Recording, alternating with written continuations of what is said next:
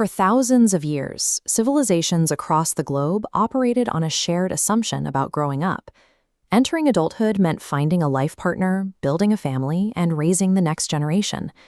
Today, millions of young adults are walking away from that expectation. They are asking a question that upends centuries of social norms. What if a meaningful life requires no relationship at all? This is the core of a lifestyle known as Solomaxxing. It is a conscious choice to channel time, money, and emotional energy entirely into self-development rather than romantic entanglement. Remaining single is no longer viewed as a personal failure. Followers see solitude as an empowering choice, a chance to prioritize financial security and mental health before sharing a life with someone else. We are seeing a generation test whether the traditional markers of adulthood, marriage, and parenting are requirements for a meaningful life, or simply options. The math of modern life makes traditional family structures look increasingly like a luxury. With the relentless rise in housing prices and education costs, many young adults find the financial burden of marriage and children to be out of reach. Look at this diagram of modern digital dating mechanics. Dating apps promised unlimited options, but the illusion that a better partner is always one swipe away creates massive decision fatigue. Connections are easy to start, but difficult to sustain. The cultural messaging has shifted to match this reality. Earlier generations were told to sacrifice for their families. Modern society tells you to build yourself first, start a new business, travel completely alone, and optimize your own health. There is also an emotional defense mechanism at work. Having watched the divorces and domestic conflicts of their parents' generation, many young adults view solitude as a safer bet than the risk of heartbreak. By avoiding commitment, individuals capture enormous dividends in time. They gain more freedom to accelerate their careers, focus intensely on physical fitness, and learn how to enjoy their own company. At the individual level, choosing this path is highly logical.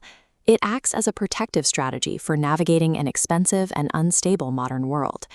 But human beings did not evolve as solitary creatures. Our brains developed over millennia within families and tribes, making us deeply interdependent. We now live inside a paradox where individuals are universally digitally connected, yet report levels of isolation that dwarf previous decades. This isolation triggers severe physical consequences.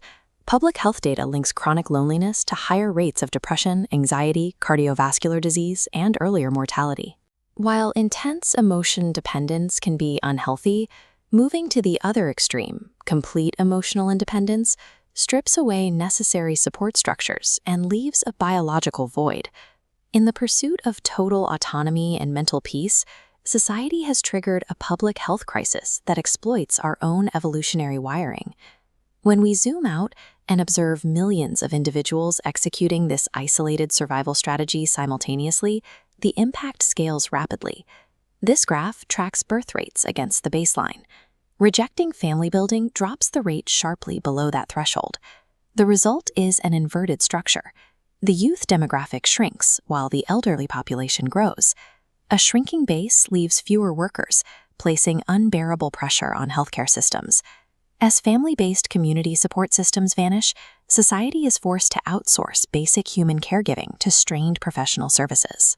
Solomaxxing solves the immediate stress of the modern worker, but it creates a fragile and rapidly decaying civilization tomorrow. This movement points to a philosophical transition. Past generations feared being alone. Today's generation fears losing their individual identity.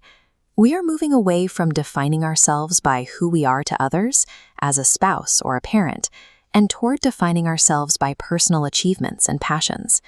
To manage the fallout of this transition, technology is stepping in. Artificial intelligence and virtual companions are being positioned to fill the emotional voids left by the absence of human relationships. Yet history shows that total relational dependency is suffocating, and biology shows that complete isolation is destructive. Neither extreme provides a model for human flourishing. What emerges next is likely a society where long-term relationships happen far less frequently, but exist purely out of intentional choice rather than necessity.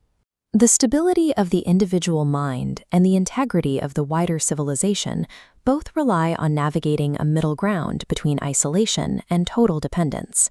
Becoming our strongest, most capable selves and belonging deeply to one another are not opposing goals. They are complementary necessities for a functioning future.